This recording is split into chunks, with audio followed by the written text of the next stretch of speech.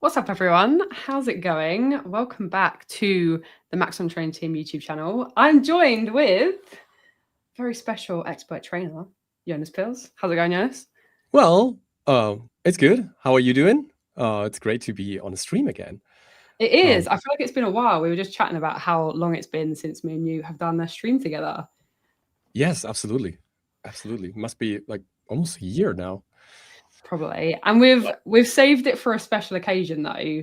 So what hopefully most of you have gathered based on the title of this live stream is we have a new release of all of our tools, but this next kind of hour and a bit, we're going to be focusing on what's new in Cinema 4D and Redshift. So I'll be taking over the Redshift side of things and Jonas is going to take over the Cinema 4D. And so this is a little bit of an outline of some of the new features. So I suppose we can get right into it. Jonas, what are we going to be covering on the Cinema 4D side of things?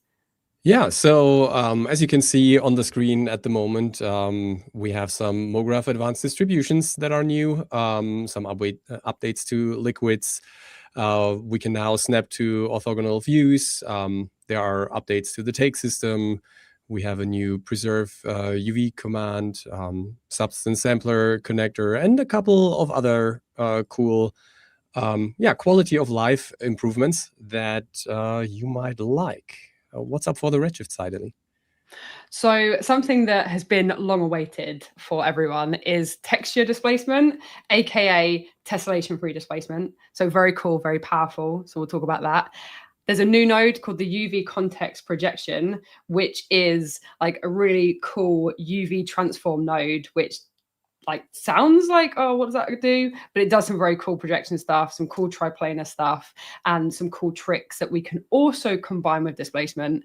And then again, like quality of life improvements that just are great. So IES improvements, some Mac stability bug fixes, which is obviously a cool thing for me. If you're on a Mac, then you'll like this. Then we also have, like you've already said, the substance sampler connector. So that's a bit of a C4D and a Redshift improvement. And then we'll see why in a little bit.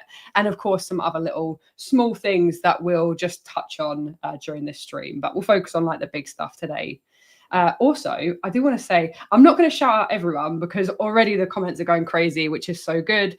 If you don't know, we have a chat section. We're hosting on the Maxon training team and the Maxon YouTube channel. So hey to everyone in there, all like 238 of you who are currently watching live. I wish we could say hi to all of you, but yeah, just a massive like hey from all of us. We know we've got Noseman Thanasis in the chat, so he'll be in there as well. So feel free to ask your questions in there. We'll do our best to answer them. And again, you know, tomorrow Thanasis is running his own Ask the Trainer, where he's going to be going crazy on some of this stuff as well. So yeah, if we can't answer it, then he definitely will be able to. Absolutely. Okay, so I guess, Jonas, you're going to kick things off with the C4D, and then I'll take over Redshift later. All right, so let's get this started. Let's get it started. Right. Let me just remove that, add that in, and all then right. Where should we go? Let's go. Let's go teeny tiny down that here. Looks like it's my screen. Yeah, absolutely. So, so. Yeah, what you can see here is a little like stack of books, and here you see an actual stack of books. And what I want to show here is, or are, the new MoGraph advanced distributions. So if you go to the MoGraph cloner, you can see that there is now a new parameter here, distribution type, which is making a distinction between basic and advanced. And basic are all the ones that you currently know already. And then under advanced, we will have more distributions. You can see that the books just disappeared. And this new system works a little bit different. You now can browse these distributions. And here you can see we've got a cannonball distribution, partition, projected 2D grid, smart hex, spline beats distribution, stack distribution. I'm going to create a stack distribution. And one thing that you will notice here is immediately, if I switch off the random effector, you can see that these are just like perfectly stacking onto each other. So this is one of the main advantages of these advanced distributions. They are aware of the scale of the objects. And what does that mean? That means that if I, for example, go in here. So you now have this extra distribution object, and you can, of course, like iterate and set up different things. In this case, what we want to do, we want them to aim along another axis. In this case, it's the z-axis. And once I do that, you can see that these books are now stacking perfectly, right? So I could now go in here and say, I want this to be random. I can go down here and adjust the seed. And whatever I do, you can see that the stack is adjusting. And it's also adjusting the height and so on. So let's add some more randomness here. The orientation is set to forward. We can set it to backward or forward and backward. So this will add some randomization in here. And then under spin, I'm also going to use opposites in this case. So, and then with this, we can already do a lot of things. So we can just bring down the count, for example, to create like a smaller stack. But one thing that I really like is that we can actually also define a length. So let's say I want this stack to be, let's say, 40 centimeters high. If I now go through the seed here, you can see that it's always trying to match the 40 centimeters, of course, based on the size of these objects. That's not always possible, but we have a stretch to fill to enforce that height. So if you really have something like a room that is, let's say, 2 meters and 50 centimeters high, then you could set this value here and then, set stretch to fit, and it would just be the right size, right? Enable this again, the random effector, and now we have a cool stack. So this is one of these. Also, there's always now a color section in here, but I will get to that in the next one, because I have another thing in here. Maybe you have noticed this little pyramid here. So this is also another distribution, and it's called the cannonball distribution. So same setup. I have the cloner here, advanced, set it to advanced, and then I added the cannonball distribution. And in here, what I can do, of course, I can adjust the count and whatnot to go crazy about that and create nice little pyramids, for example. The shape by default is set to tri-pyramid, but also this can be a grid, or we can have a quad pyramid or quad grid. So all these are possible. And what I like about this is, I mean, all these are pretty self-explanatory. Let me go to the color section for now. And in here, let me also delete the material so we can actually see the colors. So in this distribution, by default, this is set to linear, I believe. So this I think this is something I set up. So we can go through a constant, for example, and have all clones having the same color. Linear will just distribute this color gradient over all clones based by index, and you can see that here, right? At the lowest row, there's already a color gradient. If we choose per layer instead, it will actually use the layers and have one color per layer. And then, of course, we have random, right? So back at distribution, one thing that I like about this one is that the arrangement, for example, can be set between interlock, which is spherical. So these are actually, interlocking here, or radius, or stacked. And this will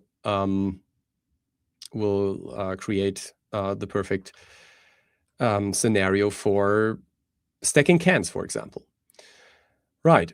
So here, this is another great thing now that I used radius, bounding box. Okay. As I mentioned earlier, these are scale aware, object scale aware. So if I go in here now into the sphere and now adjust the scale of the sphere, you can see that this is growing bigger and smaller as well. So it's actually like taking the the scale into account. Now let's go to the next scene, because this is actually a good example for the same distribution, but with cans. If you need to visualize like a whole pyramid of cans. And in here, what I did was basically I set the arrangement to stacked, and then you have the, as I mentioned earlier, the perfect setup for cylindrical shapes. All right, let's go to the next one. The next one I also like very much. It's the spline beats distribution, and you might have seen this before. It's the hero image of our stream. And by the way, this scene is also in the downloadable assets. So there is a download link in the assets, and you can you can download the scene using the link there. And a couple of other scenes that I'm going to show and that Elly is going to show. So the great thing about the spline beats distribution is that you can arrange objects along a spline, and it will take into account the object size again, right? So that they are not overlapping. They can have different sizes, even different shapes, right? And it will work. So let me go to this one, right? So what I did here is I created a couple of spheres here so that I have this like sine wave-ish arrangement. What I'm going to do now, again, select the cloner, go to advanced distributions, and in this case, I'm going to choose the spline beat distribution. And of course, now we need a spline. So I'm going to create a spline. In this case, well, let me start with a circle. And this circle needs to be a child of the spline beat distribution. So there is no input field here for a spline. It needs to be a child. And now you can see that the arrangement is along the spline, but it's taking into account all the sizes of these objects, which is really cool.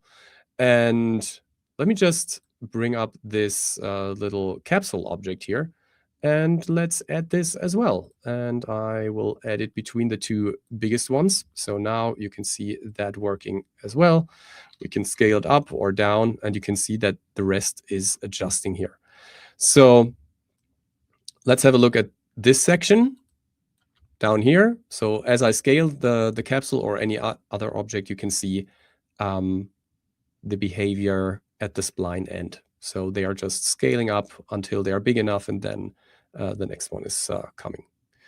All right, cool. And then with this, of course, we can choose other splines, like be it like, just spline objects where you created something by hand manually, or let's choose a flower spline instead. It's always going to choose the first one in here. And now, you can see that it's, that it's doing the very same thing, but using another shape. All right, so this is a very cool one, I think, as well. Let's go to the next one. This is the partition distribution. And I just created a little silly setup of a van full of presents and gifts.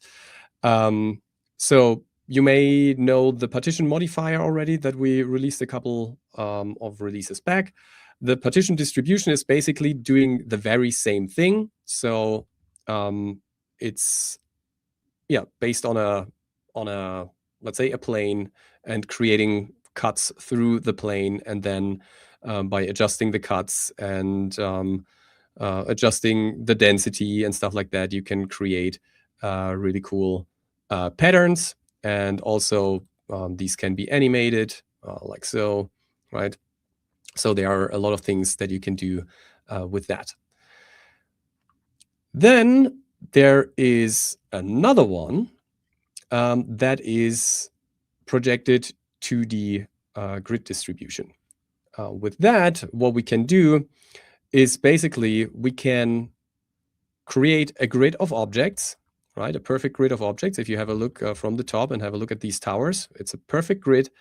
And if you have a look from the side, they are, just on the surface of the landscape here. And I did the same basically here with the city, also perfect grid, but the city is on the hill. So the way it works is that you use the projected 2D grid distribution, you define the grid size, and then the landscape or the object that you want to project onto is going to be a child of the distribution object. All right, let me move on here. There is another one that is the Smart Hex distribution.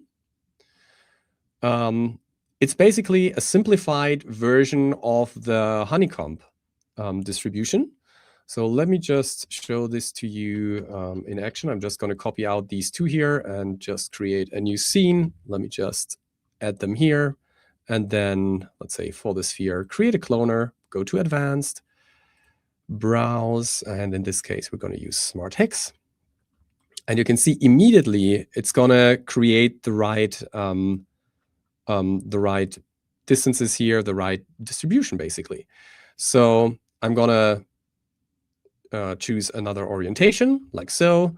Of course, we can, again, adjust the width and height of this.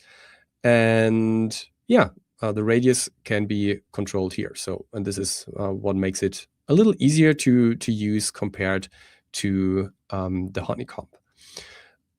So there are a couple of modes here. I want to specifically talk about the difference between circle and hex, but this is more visible if I actually use a hexagon.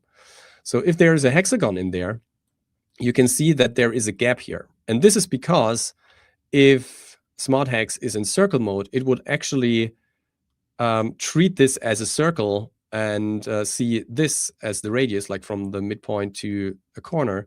And then this arc segment is missing, but that's actually what would be needed to make them touch.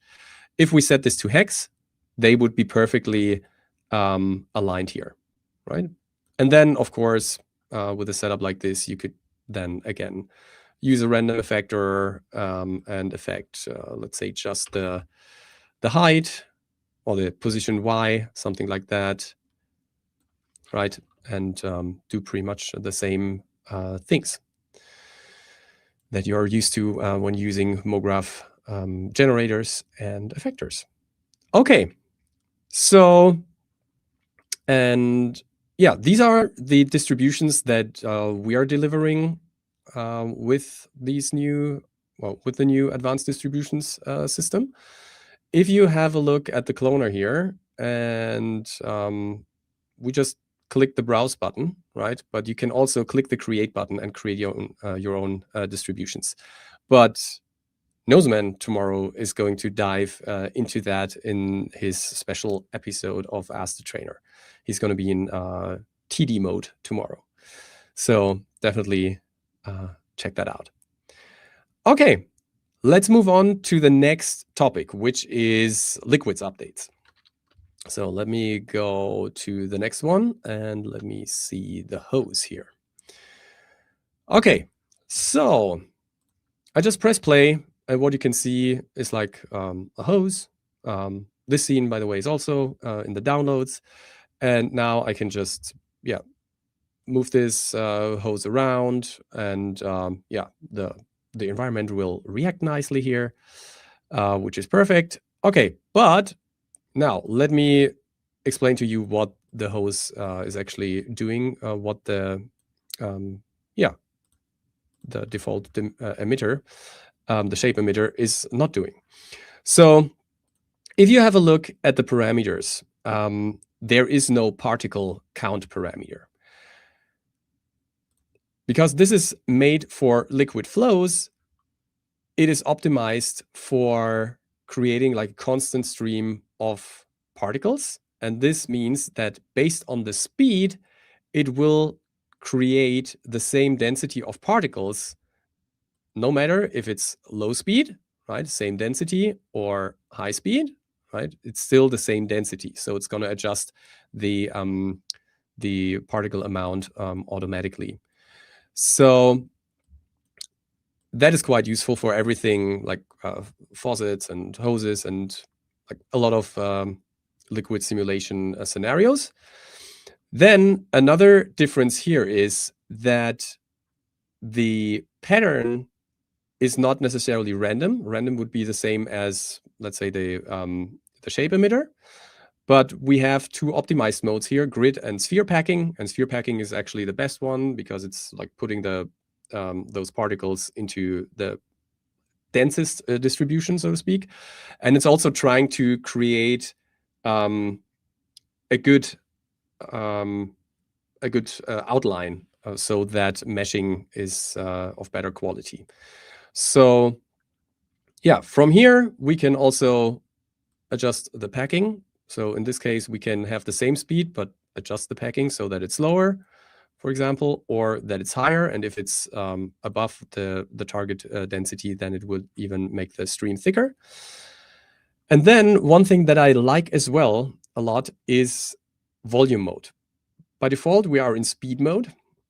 If you go to volume mode, so this is basically like cubic centimeters here. There's just no cubic centimeter unit.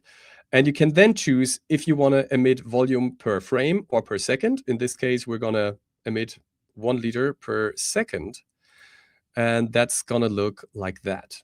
Okay, why is this cool? Because we could now scale the emitter, right? Do something like that, and it would emit the same amount of liquid, but because the emitter is bigger, it will reduce the speed automatically, and this is why we get a flow like this. And if we make it smaller again, of course, we can, let me just undo all this. Yeah, we can adjust the speed like that. So let me also show you a cool thing here, something you can do. Let me just make this like so, and let's put it somewhere near the center here. And let's add a cup from, or a mug from the asset browser, like so. Now we have a mug here, and of course, I also want to make this a collider. And then in the liquid flow emitter, I would say this is something like 1/3 of a liter, right? It's pretty much the same size as like a small can, at least a small can in Europe. So what I can do is I can go with 100 centimeters here. That is like 100 milliliters. And then in the range, let's go 90 frames, which is 3 seconds. And now this should fill up this mug pretty well. There we go. So here we have pretty much a perfect amount of liquid in here. Okay, cool. We can delete that. And there are 2 more things that I want to show in this scene. Let me also just bring this back to its original position. And let's have a look at this pot here. So there is another object that I created from this pot, which is this. And as you know, we already had the liquid fill emitter earlier, but I'm going to use that here, emitters, liquid fill emitter. And by the way, here you can find the liquid flow emitter as well. And I'm just going to fill that volume, right? And if I do that, let me just make this invisible. Oh, let me see, fill, water group, liquid, oh, yeah, this one. We need this geometry, sorry. And now we have this filled with liquids. What we now have in this one are these 3 new parameters. So what we can do now, for example, is we can say we just want a fill percentage, let's say like 40, and then we go in Z direction, and then it will just fill one side of it and do this. And we can do the very same thing with the other side. We could create 2 liquid fill emitters with different densities, for example, and let these 2 liquids then collide with each other and interact with each other. All right, that's updates to liquid fill. And now let me delete this again, and let's go back to the liquid flow emitter. But what I actually want to show you is an update to two of the modifiers, the color and the data mapper. I'm going to show this using the color mapper. So by default, it will map a color onto the edge. So this gradient is going to be mapped onto an edge between 0 frames and 30 frames. So this is 0 frames and this is frame 30. So if I press play now, you can see that I'm getting a gradient here, right? But we now have adaptive mode as well, right? And this means that it will always go like from the lowest to the highest and distribute everything there. Let me just make the color mapper a child of the particle group. And there we go. And then you can see this, and you can take a snapshot of each of those, and it would set it back to constant, like so, right? Okay, and the same thing for the data mapper.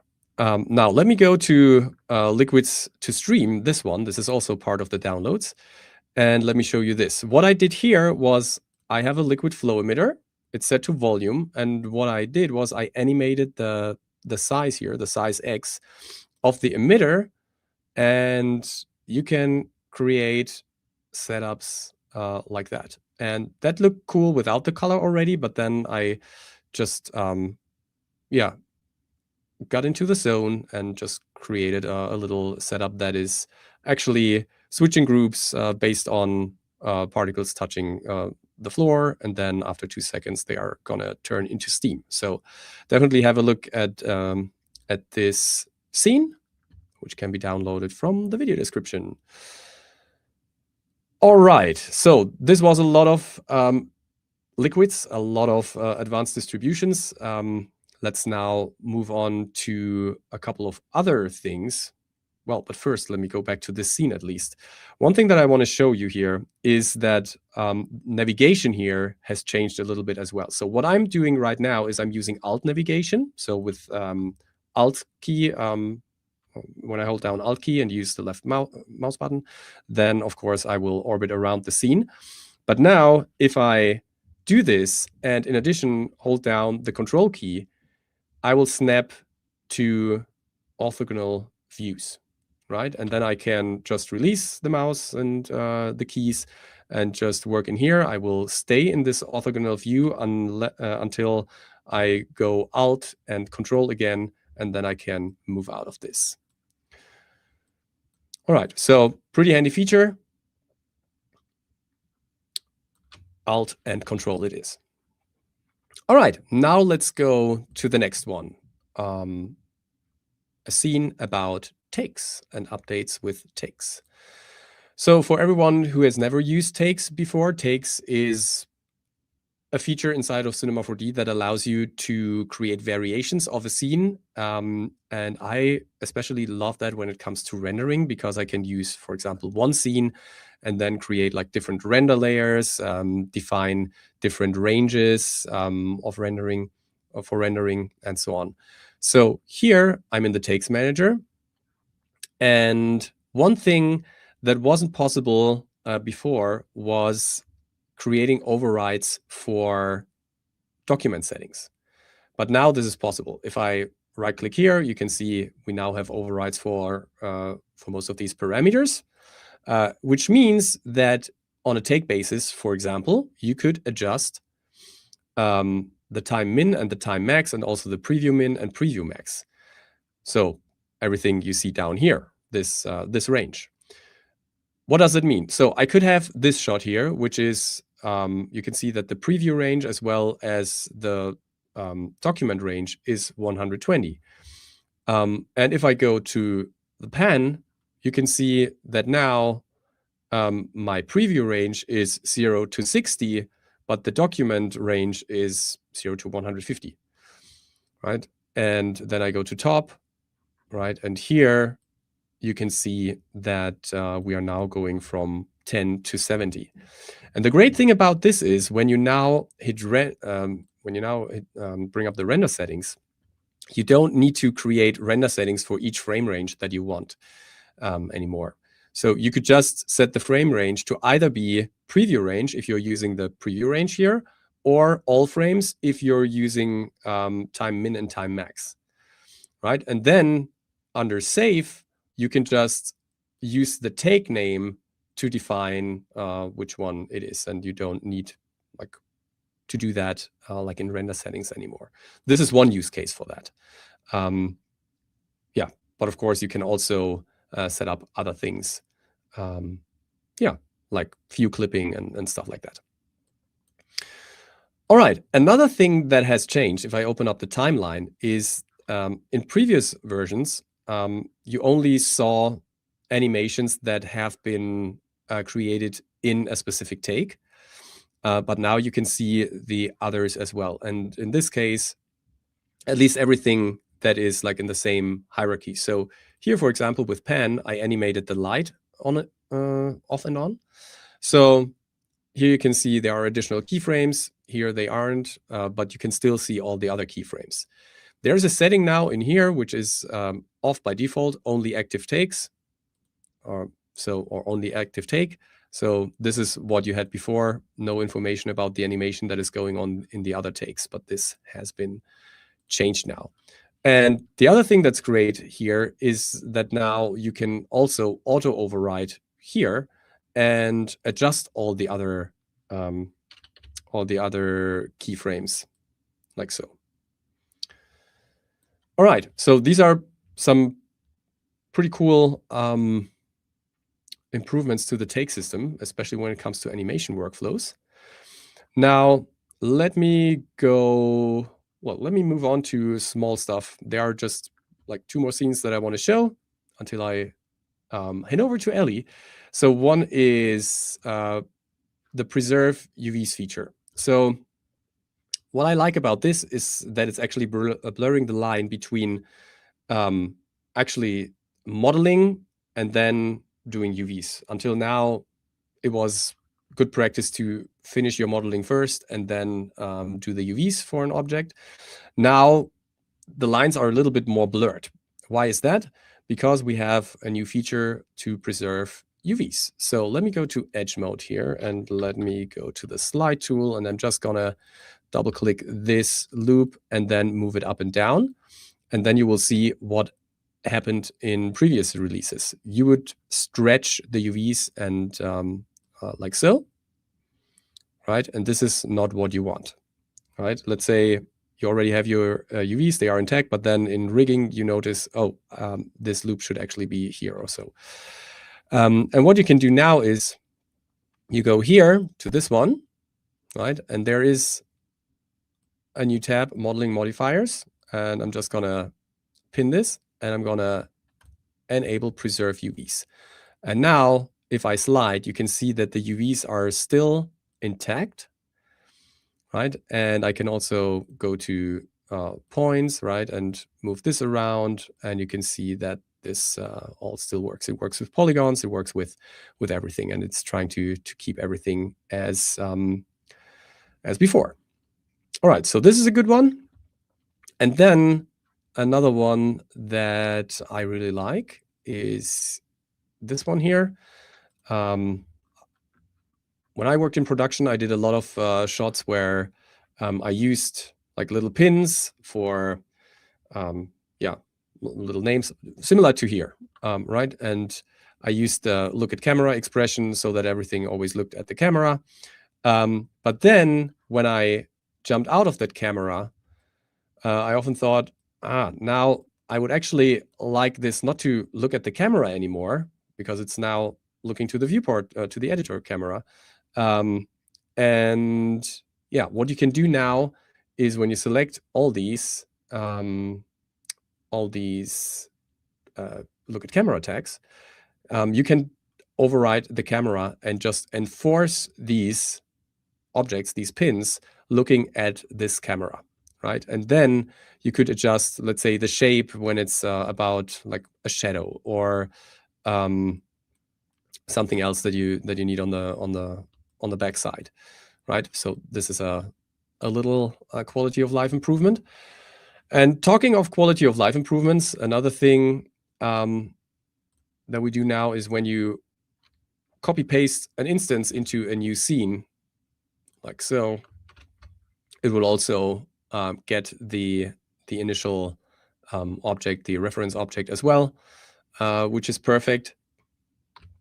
And then let me show you another thing which is really nice here. If I just have 3 different objects and select all 3 of these and then create an instance, if you hold down the control key, right, it will create an instance per object here. So now we actually have the instances of these 3 objects. All right, so that is cool. And one last thing in this scene that I want to show is that we now also have automated numbering of tags.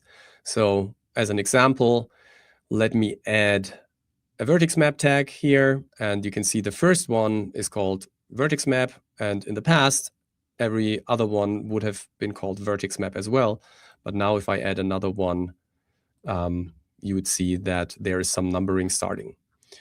Okay, so basically these are the things that I wanted to show. There are also some advancements to Cineware for Unreal. Like we're now supporting scalable mesh sockets. There's a general improvement of the pipeline workflow, and light intensities are also more accurate. And yeah, with that, I want to hand it back to Elly. Cool. Thanks for that, Jonas. There's been loads of like comments throughout, so yeah, feel free to dive into those while I flick the screen over. Yes. Cool. Right. Yeah. So in the interest of doing my best not to overrun, which I know is our famous last words, I'm going to try and cover the sort of 3 major Redshift improvements over the next 20 minutes. And like Jonas said at the end, just kind of touch on some of like those little quality of life things as well that have changed or haven't necessarily changed, but a new parameter has been introduced. So yeah, we'll try our best to, try and get everything done in the next 20-25 minutes. So we'll start off with the big thing, which everyone's been waiting for, which is texture displacement, which is what you know as tessellation-free displacement. So what we're going to do is I'm going to actually build everything from scratch because I want to show you how simple it is, how the workflow has slightly changed, but it's a lot of the stuff that if you're used to using Redshift, you're probably familiar with anyway. So let's get into it. What we'll do is we'll actually start off from scratch here. So let's get rid of this, and we just have this single plane here, right? So I'm going to create a new material, drop it on the plane, and then what we're going to do is we'll just make it a little bit like darker just to match that original with a little bit of meta-ness, right? Cool. We're going to open this up and we're going to create displacement just like we normally would. And so I'm going to do everything from the asset library. So then if you're following along or if you want the project file, then you have access to all of these assets as well. So let's work with these greebles. So we'll drag and drop this greeble in here, create some cool little displacement. And here we go. Cool. So we know we can take the displacement node, we can drag and drop that in, and then we can connect our texture or our noise to our displacement and then into our displacement here. Cool. And it does kind of what we expect. It's now doing a better version. So a couple of releases ago, we actually introduced auto displacement. And so this process worked. We were able to connect the texture into the displacement, into the output without the Redshift object tag. But now what we have is we now have this new tessellation-free, or what we're calling texture displacement. And so what we can do is we can still go into our displacement, and this is where we can adjust our scale. I'm going to show you where we can change it in the object tag still as well. But we can see we're able to come in and we can adjust that scale of my displacement.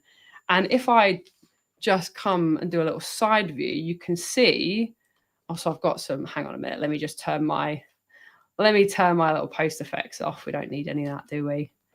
That was just for the hero image. So you can see we're actually getting displacement, right? It's not some fancy little trick. You can see we're actually getting that inside of here. So, you know, I was telling the truth. And what we have now is inside of our render settings. So if we go to our Redshift render settings, go to advanced, then go to globals, you'll see this new little displacement option. So we now have global displacement settings that we can control, right? So it's enabled by default, and we have two different types. So if I drop this down, we have vertex displacement, which is the original method, so the legacy method. So you still have access to that, right? So we can do both methods. We can do vertex and we can do the new texture displacement. And then we have texture displacement. And then what we have here, so this is just an alternative method to what we're used to having. It's faster, it's more interactive in the IPR and for progressive rendering. So when I say it's faster, it's mostly faster for previewing, not necessarily bucket rendering. And it doesn't require many, or in some cases, any subdivisions or tessellation, which is what we're used to having to do. We're used to having to subdivide or tessellate our object in order to get a nice looking displacement. And I can show you that. I can show you that on my plane, I have segments of 1 by 1, right? So I have a 30 centimeter by 30 centimeter plane, and I'm using a 1 by 1 segment, and I haven't got an object tag. So there's no sort of tessellation trickery going on. You can see it for yourself here. And so what we can do, this is going to be controlling all of the displacement in my scene. So if I have multiple objects with multiple displacements on, I can globally control them in my render settings, just like I can a lot of the global settings in Redshift. And then what we have is this bake resolution option. And so this is the resolution that we're going to use to bake the texture for the material's displacement. The default is 1K or 1024 by 1024. And so the higher the resolution, if I click this, you'll see all the different options all the way down 64 by 64 to 16K, right? And so the higher the resolution, the more detail and the better quality your displacement is going to be presented as. But of course, it's going to take longer to render because it also requires more VRAM. Those are sort of like the rules. So we can go up and we can increase this, and you can see how we get a better detail. I can actually decrease this, and you can then see how we get a lesser detail. That's exactly how this is working. If I set this back to 1K, so remember, this is global, right? This is going to be doing this to all the displacement in my scene. But what if we want to optimize this? What if we don't want to have, you know, a really low or really high resolution for everything? We can actually control everything on a per object basis as well. And we can do that, you've probably imagined already, we do that with the Redshift object tag. So if I just add the Redshift object tag in here, you'll recognize this. It looks very familiar to how it looked before. The only difference here is in displacement, we now have that additional displacement options, or those new displacement options for vertex or texture displacement. So if I override this, at the moment, it's taking the information from my render settings. So that was the one we just looked at in here. So these are my render settings. We can actually switch it off. Not sure why we would, but you can switch it off, or you can switch it on, right? So now this is controlling just the displacement that is on this object. And so we have vertex displacement, like we said, that's the legacy method. So this is great because the texture method has some limitations. We'll talk about those in a little bit, but it's scalar displacement. It can't do vector displacement. So you're still going to want to use vertex displacement for that. And then we can go back, we get our texture, and then we have our scale options. We have our bake resolution, so we can define that scale again, which is also the scale in this displacement node. So we can control that in the two different sections. And then again, we can go up to this bake resolution, high or low resolution for that displacement. And you're probably wondering, what is this smart bake option here? What's this little setting here doing? Well, Redshift is actually intelligent enough to make an informed decision based on saving, you know, memory and RAM. If you have a texture, so this is a 4K texture. If I set my bake resolution to something like 8K, Redshift knows that it isn't able to do an 8K resolution because my texture is at 4K, and so it's going to reduce it down intelligently, or smart bake it down to that 4K resolution. So kind of bear that in mind as well. So, okay, let's talk a little bit about this and sort of some of the limitations and then some of the other things that we have inside of here. So, those of you who are familiar with Redshift might be familiar with displacement blending. It might be a method that you use quite frequently. Unfortunately, this texture displacement or tessellation-free displacement method doesn't work correctly with displacement blending. And I'll show you this. Let's just really quickly, we've got a little bit of time. Let's grab like a Maxon noise. What's like a cool one? That's normally a cool one. And then set it to maybe a value of 10. So this is our noise, right? And if we take a displacement and a displacement blender, just like you can blend materials and colors and stuff inside of Redshift, you can blend displacement. So you can plug things together. This is sort of the workflow that you need for that. And then in your blender, you can increase a blend weight. This would be your secondary displacement. Then we can do something called an additive mode.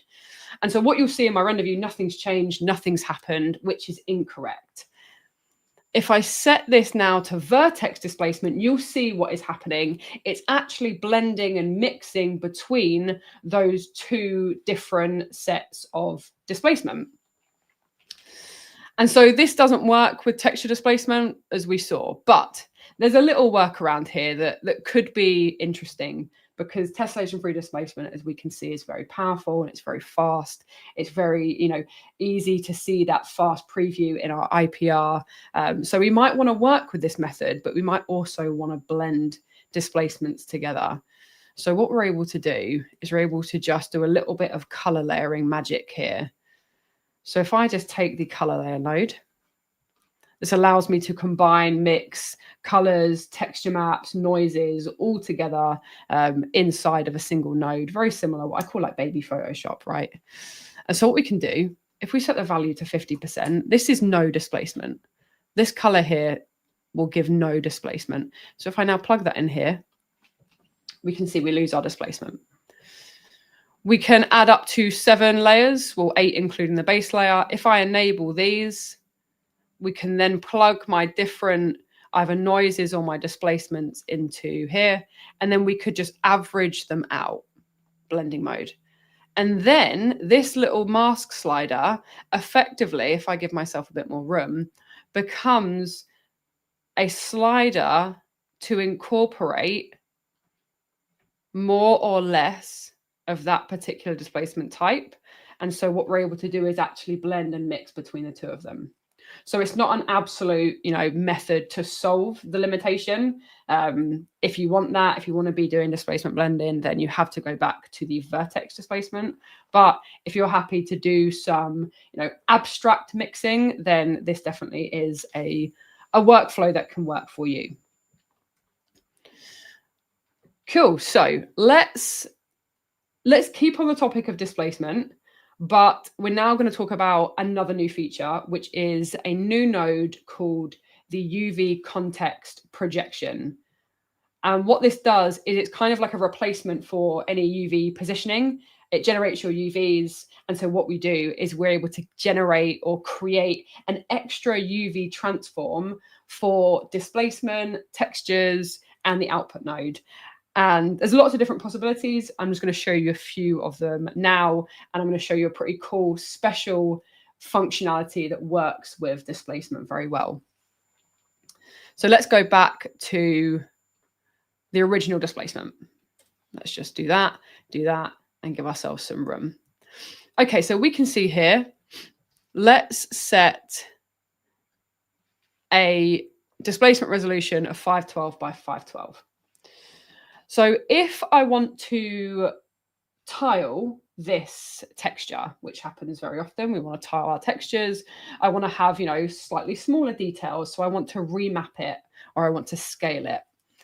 We know in the texture, we have the scale, offset, and rotate remap options. So if I wanted to take or create a 4x4 tiled grid, I can just put in my remap, scale 4x4. I now have a 4x4 tile grid of that height. But what we can also do is we can actually use our new UV context projection to generate tiling and create some UV transforms. It can also do some other cool things, which we'll talk about in a couple of minutes. But for now, what we can do is we can just double click and create this UV context projection. And so in here, we have some different projection types that, like we said, we'll take a look at in a little bit.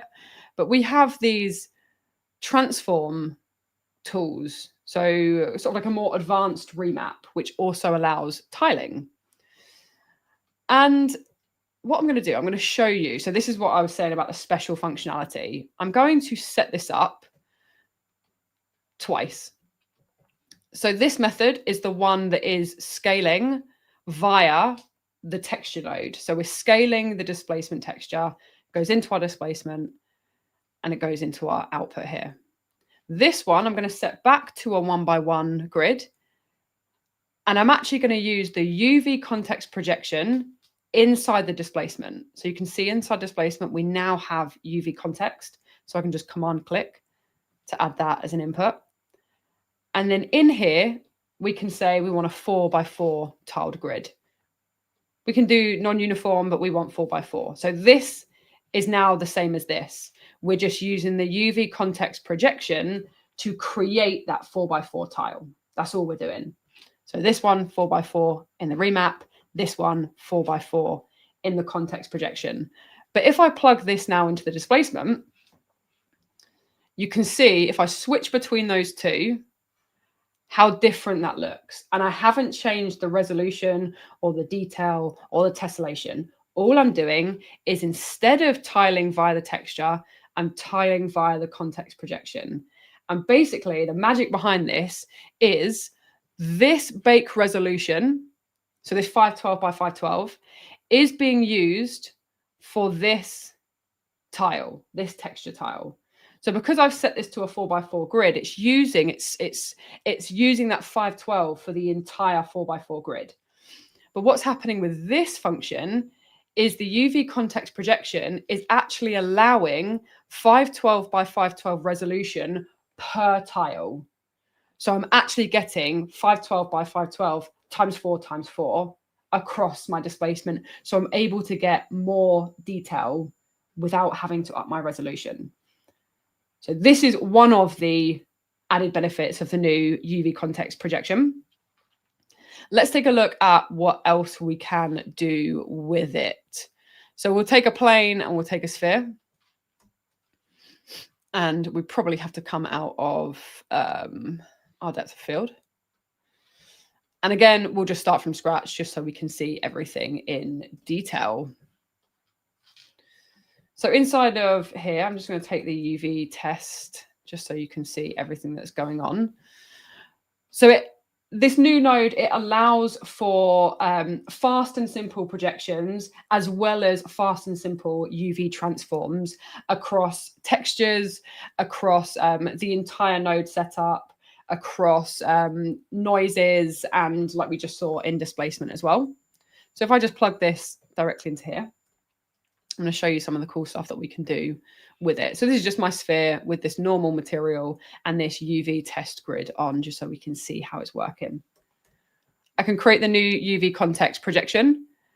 And then inside my texture, we also have this UV context input, just like we did on a displacement. So again, I'll just command click, and I'm just going to connect these together. So now I have the ability to control all my UV projections and my transform tools via this little node.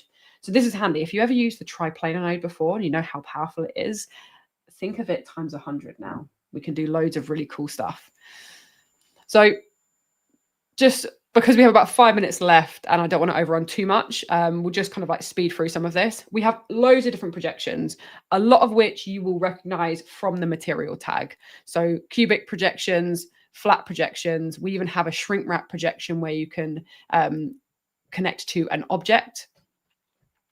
Pass-through is just the standard where you then have the ability to control your tiling. So like we said, we can do individual tiling on the U and the V. We can do offset, rotation, and pivoting. Let's set that all back to 1. But we also have this triplanar option. So now what we can do is we can do a triplanar projection on our texture or on our displacement or on our node setup as a whole. And when we select triplanar, we open up a whole range of different properties inside of here for the triplanar projection, where we can blend and mix between our UVs. So if we kind of come a bit closer in here, we can see, if I reduce this down, you can see we get the seams or we get the lines of where our UV tile meet. So this isn't handy, especially if we don't have a tileable texture, if we don't have UVs on our object, or we don't have good UVs. We can use the triplanar to actually create a blend between those seams, so we don't actually see them. We don't see that sharp line between our texture maps.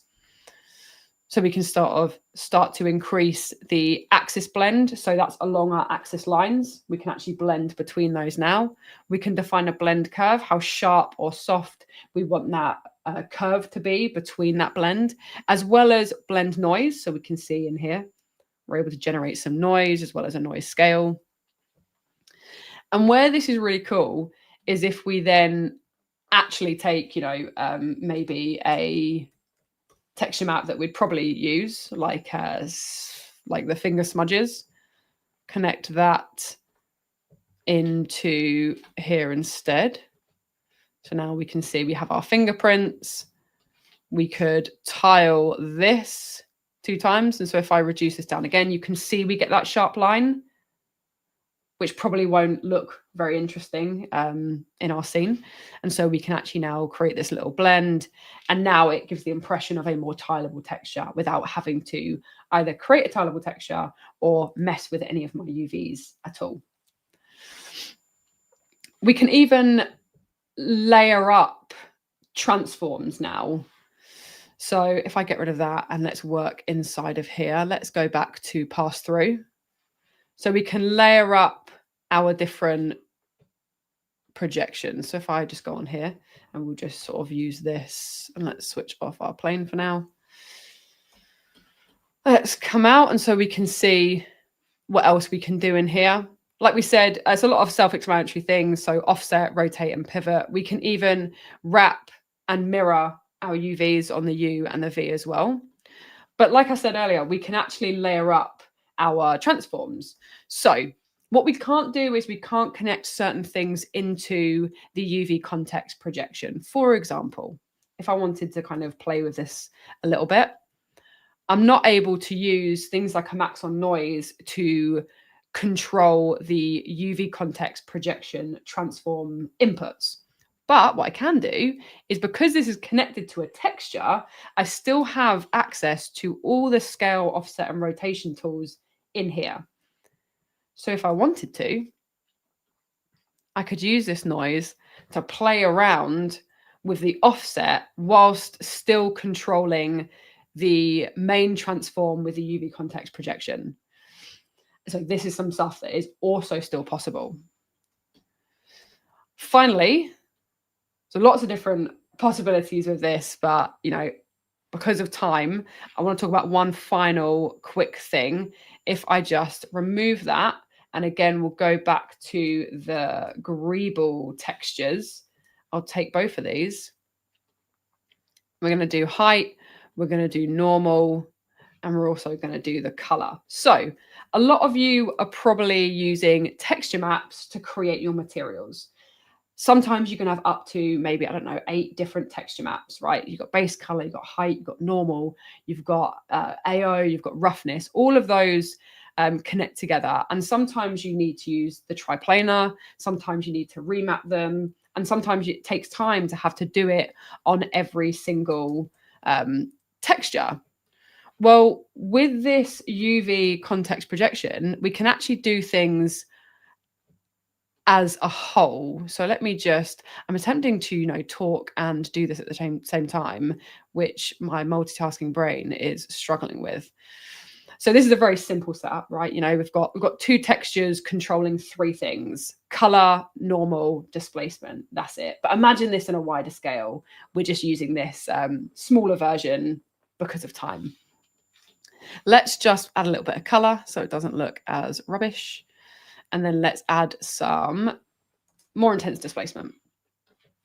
Okay, so this is my texture setup. We have our node tree all set up. And then I think, you know what? I wish I had a triplanar projection or a cubic projection, or I wish I could tile this without having to go to each individual node or have a triplanar for each individual texture. Well, what you might notice, eagle-eyed people on the stream, is if I zoom in closer to the output node, we also have a UV context input here.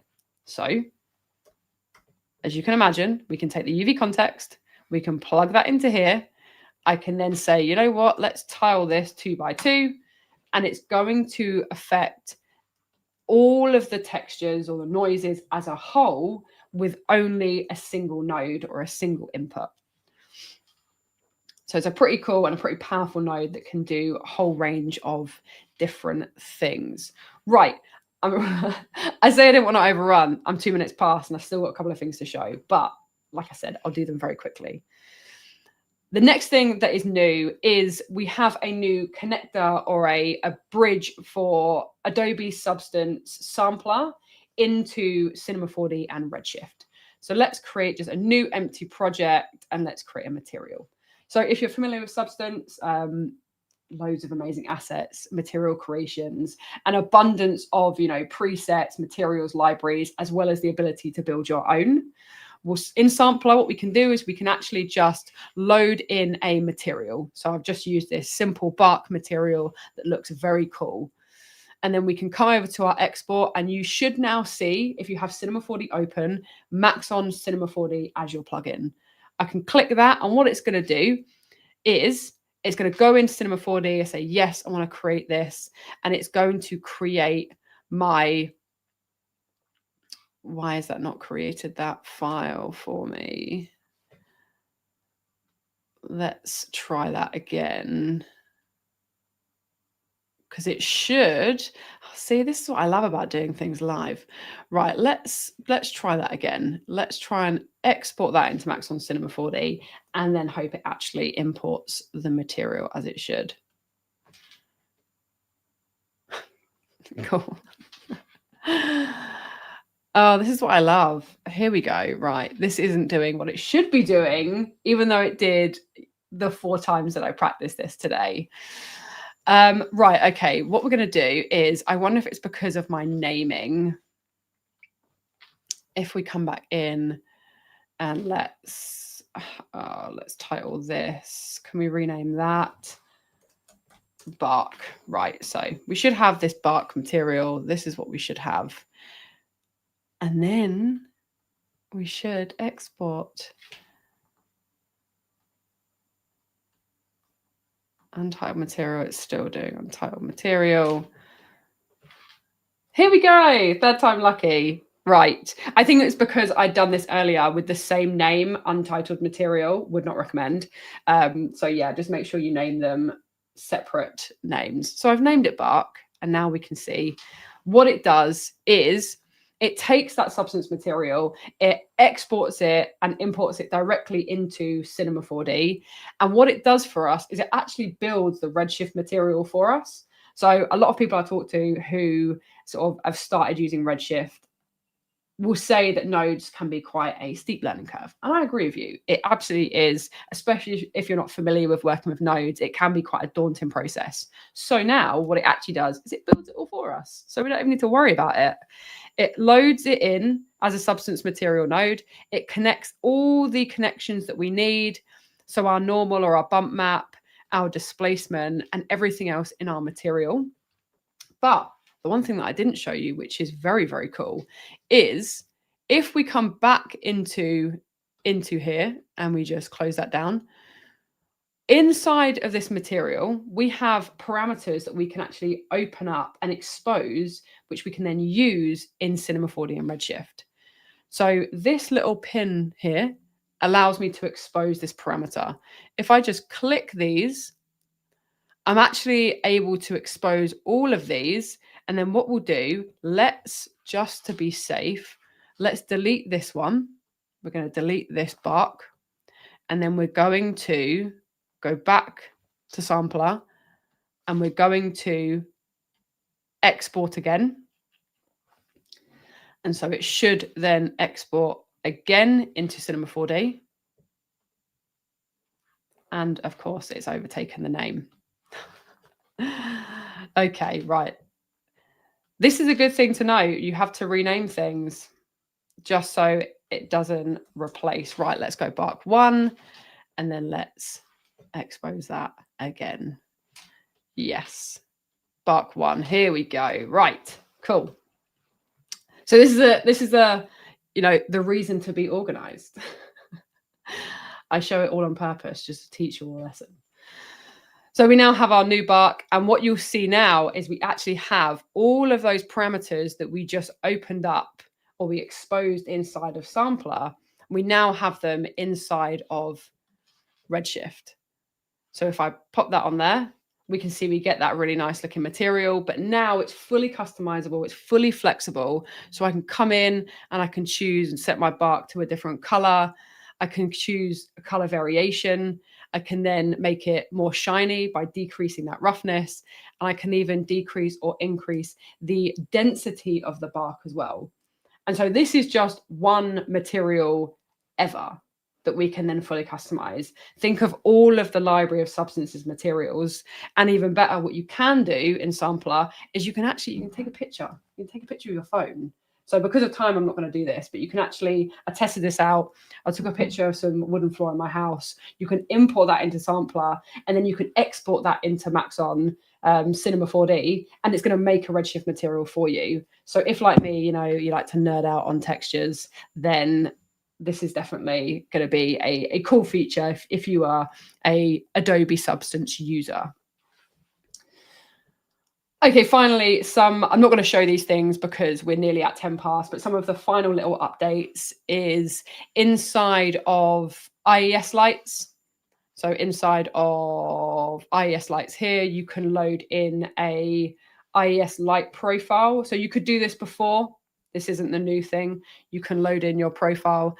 And now what you can do is we have two different modes. It's going to take the light data from the IES file, but you now have intensity and exposure options. So it will take the light data from the file, and then you can control intensity and exposure. Or what you can do, if you want more control, you can actually override it yourself, define the intensity and your units.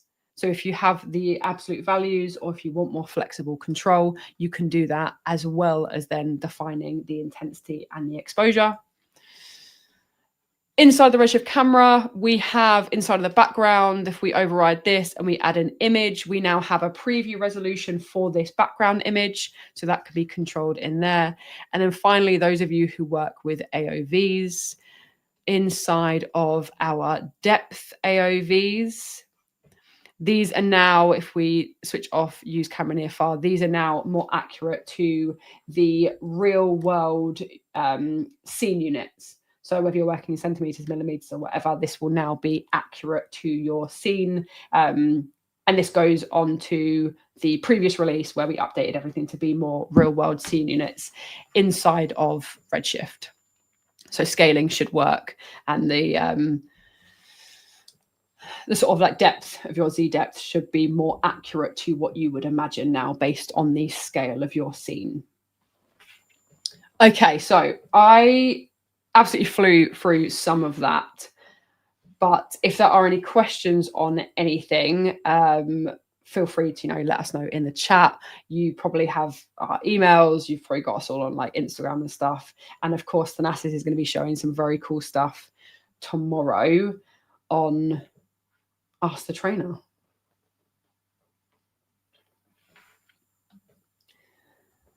Absolutely. All right.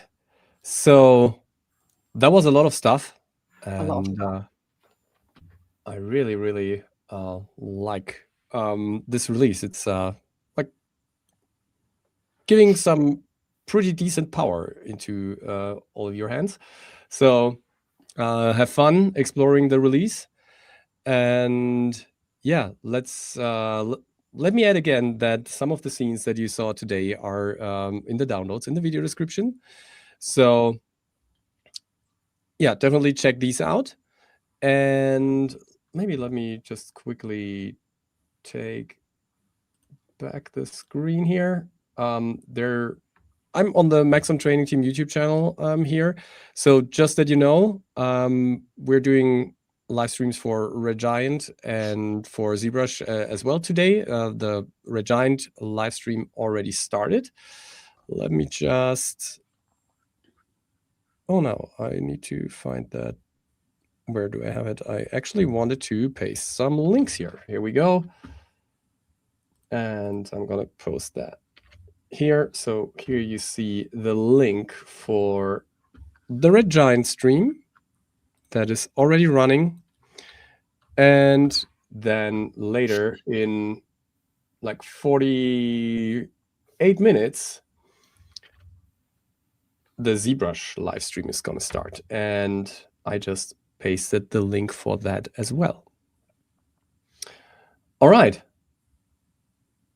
Did I forget anything? Or did we cover everything, Elly? I mean, probably not, because there's always more things that I think about talking about and forget. And then we go off the live stream and I go, oh yeah, I should have done that. But hey, I'm sure we can do tutorials and quick tips and all that fun stuff if there's anything that we have forgotten. As always, this kind of stuff, what's great when we release these features is it's when everyone then starts using them, do we then go, oh my God, yeah, that's really what it's used for or can be used for, all the like tricks and hacks. So yeah, feel free, everyone go and play. Like, we give you permission, go play, go break the stuff and tell us what you love and then what you don't like about it. And like you said, someone earlier in the chat even said, oh my God, like this was one of my feature requests. I think it was on like the node distributions. So Z, give us your suggestions. We love it. We always love feedback.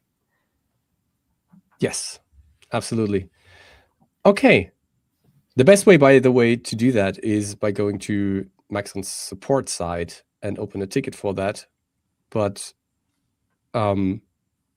we are trying to do our best to forward ideas as well. But the best way would be to go through the support site, because then it's in the system already, which is preferred. All right, cool. So enjoy the release and play around with it. Now definitely check out Max and Chad on the Red Giant live stream, and after that, Ian and Rodolfo on the ZBrush live stream. See you all online, and have a great time. Bye, everyone. Bye, everyone.